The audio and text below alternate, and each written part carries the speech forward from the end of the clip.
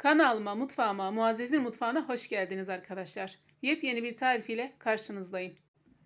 Bugün Berat Kandili, hepimizin Berat Kandili mübarek olsun. Rabbim bizlere sağlık, mutluluk, huzur, çocuklarımızla, sevdiklerimizle, ailemizle birlikte hepimize nasip eylesin. Rabbim hakkıyla bu güzel günleri ihya etmeyi de nasip etsin hepimize. Bugünün anlamına uygun olacak şekilde de bugün sizlere kandil simidi tarifim var arkadaşlar. Umarım beğeneceğiniz bir tarif olur. Ben hemen tarifimin yapımına başlıyorum. Sizlere keyifli seyirler diliyorum. İlk önce kullanacağımız yağın oda ısısında olmasına dikkat edelim arkadaşlar. Yoğuracağımız kabın içerisine yarım çay bardağı sıvı yağ, 2 yemek kaşığı sirke, 1 adet yumurta, 2 tatlı kaşığı tuzunu ekleyip iyice karıştırıyorum. Kullanmış olduğum yumurta büyük boy arkadaşlar. Ona göre unun miktarı azalıp çoğalacaktır. Ben tam ölçü sizlere vereceğim. Ama benim kullandığım yumurtalar büyük boy olduğu için farklılık gösterecektir. Oda ısısına getirmiş olduğumuz 200 gramlık margarin ya da tereyağını da kullanıyoruz ve iyice eziyoruz.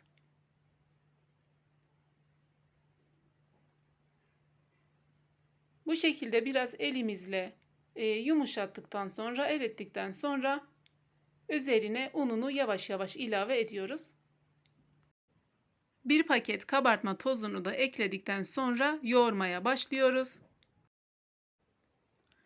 İyice yoğuruyoruz. Toplamda 3,5 su bardağı un kullandım arkadaşlar. Klasik su bardağından. Açıklamalar kısmında tarifin detaylarını orada yazıyor olacağım. Oradan bulabilirsiniz. Yavaş yavaş ilave etmekte fayda var. Dediğim gibi benim kullandığım yumurta büyük boy olduğu için un miktarında değişiklik olacaktır.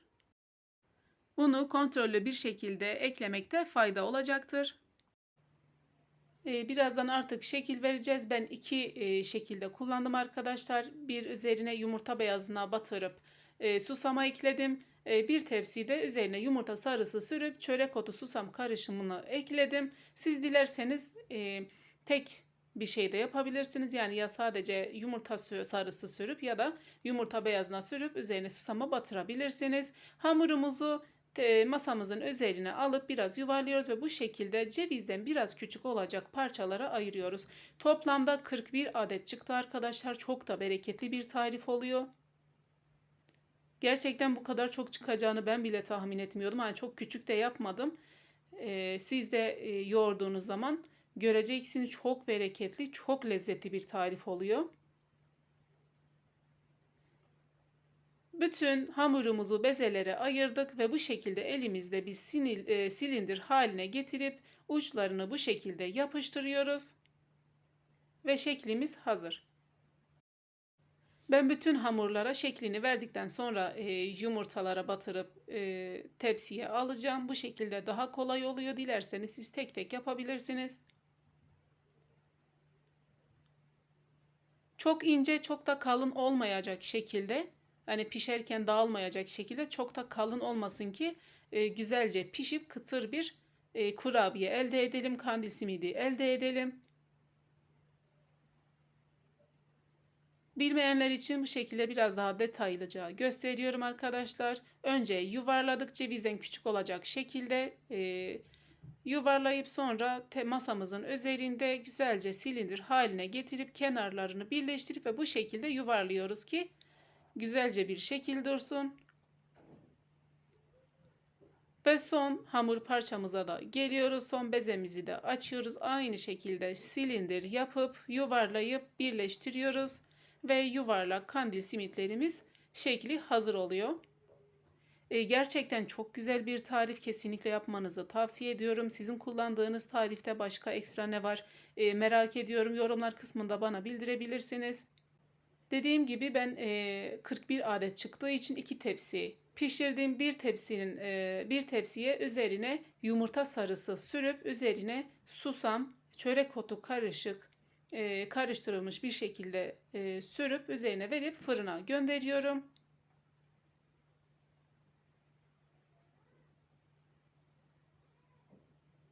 Bu şekilde görseli de güzel bir görsel elde etmiş oluyoruz. İlk tepsimizi fırına gönderiyoruz. 180 derecelik fırında kızarana kadar yaklaşık 18-20 dakika içerisinde pişiyor arkadaşlar. Herkes kendi fırını biliyor. Kontrollü bir şekilde pişmekte fayda var. Ve diğer tepsimizde aynı simitlerimizi alıyoruz. Önce yumurta beyazına batırıyoruz. Sonra susama batırıp tepsimizin içerisine yerleştiriyoruz. Siz dilerseniz susamlarınızı önceden kavurabilirsiniz. Ben bu şekilde kullanmayı tercih ettim.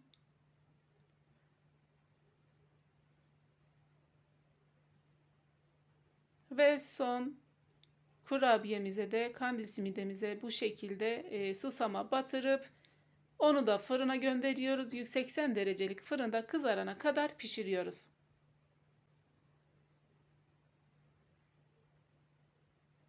İlk tepsimiz pişti ve ikinci tepsimiz de pişti. Bu şekilde kandil simitlerimiz hazır.